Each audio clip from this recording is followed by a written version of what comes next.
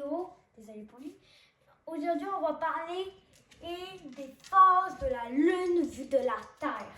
C'est très intéressant comme sujet. La Lune est le satellite naturel de la Terre en orbite. Il y en a parfois d'autres astéroïdes qui se mettent en orbite de la Terre. La dernière astéroïde qui s'est mis en orbite autour de notre Terre s'appelle 2024 PT5, qui a été en orbite pendant 2 mois autour de notre Terre. La Lune ne produit pas de lumière, c'est le Soleil qui reflète sur la Lune. Là, je vais vous expliquer les phases de la Lune. La nouvelle Lune, comment ça peut se produire? En fait, c'est le Soleil qui va venir éclairer l'autre partie de la moitié de la Lune, puis l'autre partie va être toute noire. Qu'est-ce qui va faire qu'on ne voit pas la partie éclairée de la Terre? Vue de la Terre, on dit que c'est la nouvelle Lune. Là, on va passer au premier croissant. Je vais vous expliquer comment lire si la Lune est croissante ou décroissante. Quand elle est croissante, vous pouvez lire au premier croissant et au dernier croissant. Quand elle est croissante, elle va former un D. On peut dire un D.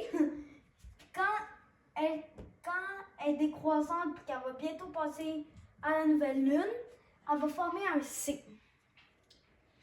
C'est très intéressant par contre comme sujet, puis c'est une de mes phases préférées. Moi, mes phases préférées, c'est ceux-là, celle-là, celle-là, et celle-là, et celle-là. Et celle-là aussi. Je les aime toutes les phases. Ensuite, on a le premier quartier qu'on peut aussi lire si c'est décroissant ou croissant. On peut lire grâce, ici, c'est un D, un vrai D, là, un D majuscule, comme dans le nom David. Puis ici, c'est un D à l'envers, ça veut dire qu'elle est décroissante. Puis ça veut dire qu'elle est croissante. C'est très intéressant, par contre. Puis, si vous vous demandez pourquoi ici c'est sombre, ici c'est clair, c'est parce que j'ai voulu reproduire quand c'est la nuit ou quand c'est le jour. Fait qu'on va passer à la gibbeuse croissante. On peut pas lire avec ceux-là. On peut pas. C'est vraiment une phase de la Lune qu'on ne peut pas lire, vraiment. Fait il va y avoir une petite partie qui va pas être éclairée. Puis, si vous regardez bien, il y a un petit détail qu'on n'a pas sur les deux. Ici, des fois, si on regarde bien, très bien, j'espère que vous avez des bons yeux, vous pouvez voir en fait un petit cratère à cet endroit-là précis. Si vous avez des bons yeux. Si vous n'avez pas des bons yeux, vous ne le verrez pas. Ensuite, on a la pleine lune. Le truc le plus cool. La pleine lune. Let's go. La pleine lune, c'est le soleil qui vient tout éclairer la lune. Qu'est-ce qui nous donne ce phénomène extrêmement beau? Ensuite, on a la gibbeuse décroissante. Ça sera la même chose que toutes les phases, mais c'est juste qu'elle va être remplie. Vous avez juste le droit de voir un petit cratère ici sur juste la gibbeuse croissante. Mais pas sur cette gibbeuse-là. C'est bizarre, je sais. On a le dernier quartier. Là, ça va être décroissant parce que le D, il est à l'envers. Je vais l'expliquer. Ensuite, on a le dernier croissant. Ça forme ici. Décroissant. Puis ensuite, on retourne à notre nouvelle lune. Environ 28 jours selon sa position ont la nôtre et celle du soleil. Sa partie éclairée change.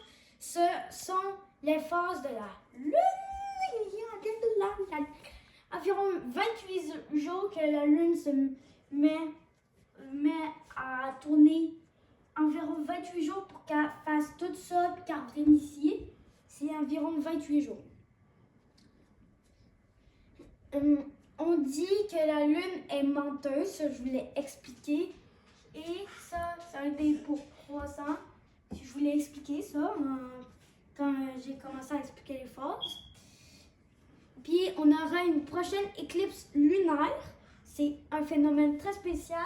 C'est que la Terre et la Lune vont être vraiment alignées, puis la Lune va cacher toute... Tu veux dire la Terre va faire de l'ombre à la Lune? Ouais, exactement.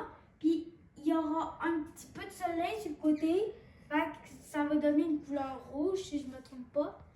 Puis c'est la nuit du 14 au 13 mars. Le 13 au 14? Ouais, du 13 au 14 mars 2025. Au moins 2 par année, il y en a.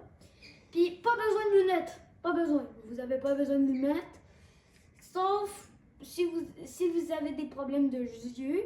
Vous n'avez pas besoin des lunettes d'éclipse solaire. Vous n'en avez pas de besoin. Hein? Pour ça, c'est terminé.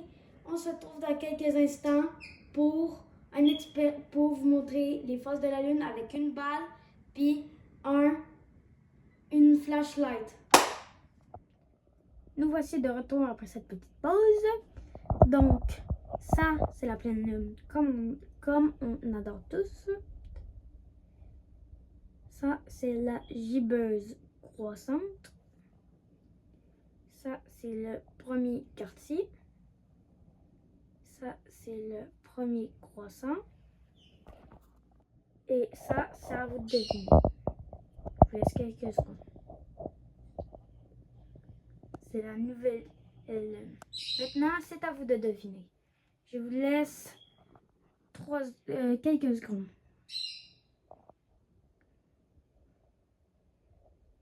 J'espère que vous avez trouvé.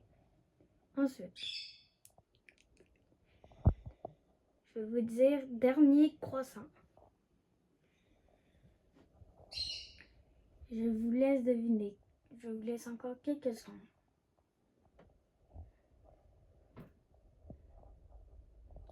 Ça, c'est le dernier quartier parce que le dé est en l'envers. Je vous laisse deviner. Je vous laisse quelques secondes.